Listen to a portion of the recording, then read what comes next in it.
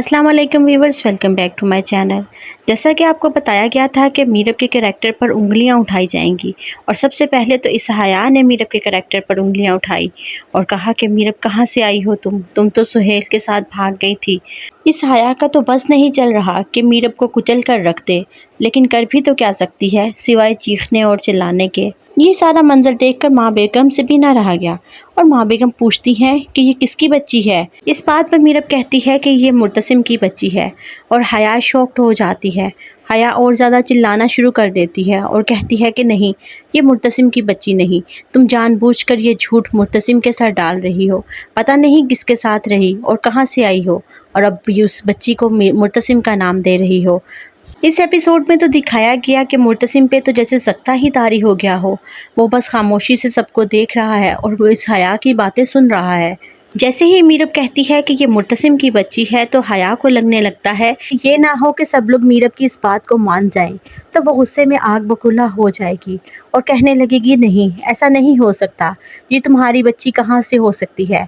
और ये गुस्से में आकर सब कुछ उलट पुलट बोलना शुरू कर देगी और वो सब कुछ अपने मुंह से बोलने लगेगी जो कुछ उसने इनके साथ किया है और सबके सामने अपनी सच्चाई खुद ही जाहिर कर देगी और कहेगी कि मैंने ही तो तुम्हें उस दिन इस घर से निकाला था और अब फिर से तुम मेरी ज़िंदगी में आ गई हो।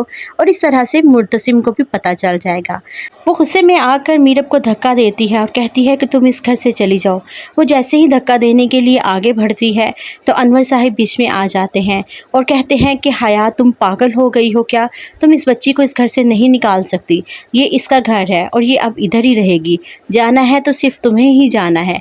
लेकिन आज तो वो चचा का भी लिहाज नहीं कर रही और वो उनके सामने भी बहुत बदतमीज़ी करती है, क्योंकि हया को आज लग रहा है कि उसके और मुर्तसिम के बीच जो भी आएगा वो उसको नहीं छोड़ेगी और मार ही डालेगी और गुस्से में सब कुछ कह जाएगी कि तुम लोगों को तो मैंने जुदा करने के लिए हर तरह का काम कर दिया, लेकिन तुम फिर वापस आ गई, तुम फिर आज मेरी खुशियों को खाने आ गई। अगर वो मीरब पहले वाली मीरब होती जो बहुत अनापरस्त मीरब थी तो वो कब से यहाँ से लौट चुकी होती। लेकिन अब यहाँ उसकी बच्ची का सवाल है। वो तो आई है अपनी बच्ची के लिए और उस बच्ची को अपने बाप से मिलवाने के लिए। अब वो नहीं गई, वो रो रही थी। मीरब की आंखों से बस आंसू बह रहे थे और वो कुछ भी कहने से कासिर थी। और हया तो जैसे आज मुर्तसिम और उसके बीच आने वाली किसी भी चीज़ को नहीं छोड़ेगी और सब कुछ तहस नहस करके रख देगी। इसी तरह गुस्से में चिल्लाती जाएगी कि ये सब कुछ मेरा है, ये घर, ये जायदाद और मुर्तसिम भी मेरा है और मैं ही तो थी जिसने उस दिन उस रात तुम्हें निकाला था कि तुम घर से चली जाओ और मुर्तसिम की ज़िंदगी से बहुत दूर चली जाओ।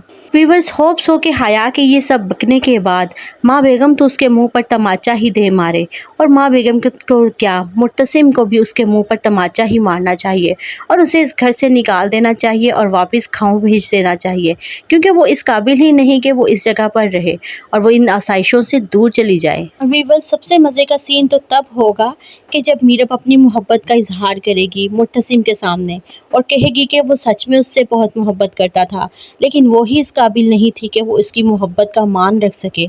बस यही वो वक्त और यही वो सीन होगा जिसका इंतज़ार मीरब और मुर्तसिम के चाहने वालों से ने बहुत देर से किया हुआ था और मीरब अपनी मोहब्बत का भी इजहार कर देगी और इस तरह से ड्रामे की हैप्पी एंडिंग हो जाएगी।